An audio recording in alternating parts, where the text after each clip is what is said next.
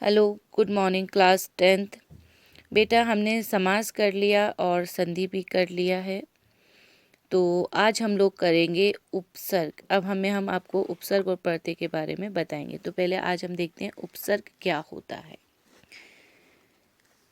ऐसे शब्द जो शब्द के आगमन में, आगमन मतलब पहले, जुड़कर उसके अर्थ में विशेषता उत्पन्न करते हैं अथवा उसके अर्थ को परिवर्तित कर देते हैं, वे उपसर्ग कहलाते हैं।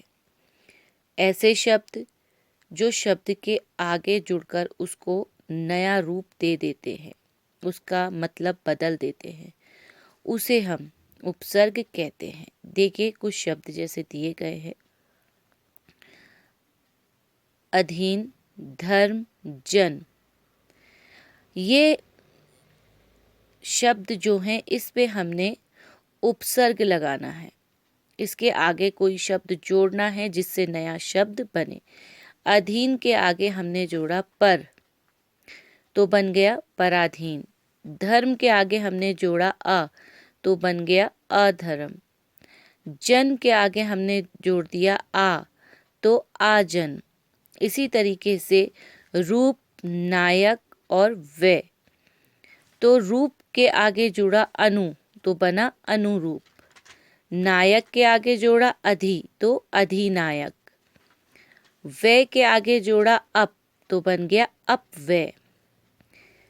इसी तरीके से मुख, शेष, जन। अब इस पे भी हमने उपसर्ग जोड़ना है, तो मुख के आगे जोड़ा अभि, तो बना अभिमुख। शेष के आगे जोड़ा अव, तो बना अवशेष। जन के आगे जोड़ा दुर, तो बना दुर्जन। ठीक है। उपसर्ग वो शब्द जो शब्द के आगे जुड़कर शब्दों में परिवर्तन उत्पन्न करते हैं। उपसर्गों के वर्गीकरण का आधार क्या है? बच्चों, आपने पिछले अध्याय में पढ़ा है कि हमारी भाषा हिंदी में तत्सम, तद्भव तथा अन्य भाषाओं से आगत विदेशी शब्द मिलते हैं। हमारे जो हिंदी भाषा है इसमें तत्सम शब्द, तद्भव शब्द और विदेशी भाषाओं के कई शब्द मिलते हैं। हमारी भाषा जो है सारी भाषाओं को मिलाकर बनी हुई है, जिसमें हिंदी के शब्द हैं, संस्कृत के शब्द हैं और विदेशी शब्दों का भी हम इस्तेमाल करते हैं।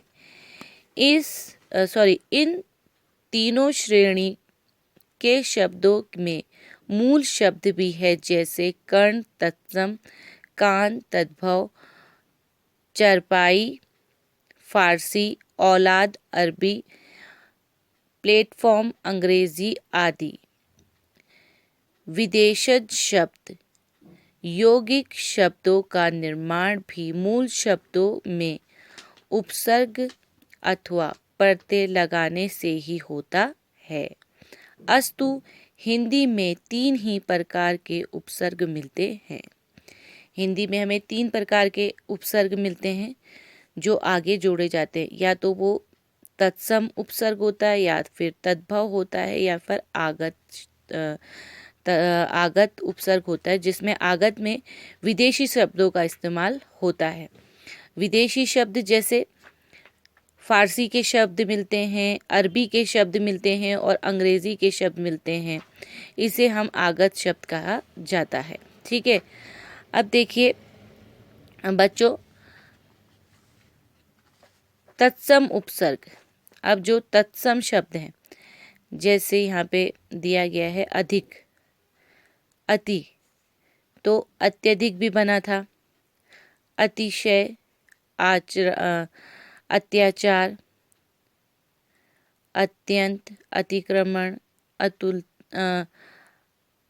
अतुल्यम, ये शब्द बनते हैं। अनु पे देखे पीछे समान है, जैसे अनुराग है, अनुकूल है, अनुसार है, अनुभव है। ऐसे बहुत सारे शब्द बन गए अनु के साथ, अनु को मिलाने से। ठीक। तो एक छोटी सी बात है कि हम लोग उपसर्गों में तत्सम शब्द का भी इस्तेमाल करते हैं, तद्भव का भी करते हैं और आगत शब्दों का भी इस्तेमाल करते हैं। और उपसर्ग उस शब्द को कहा जाता है जो शब्द के आगे जुड़कर शब्द के अर्थ को परिवर्तित करता है।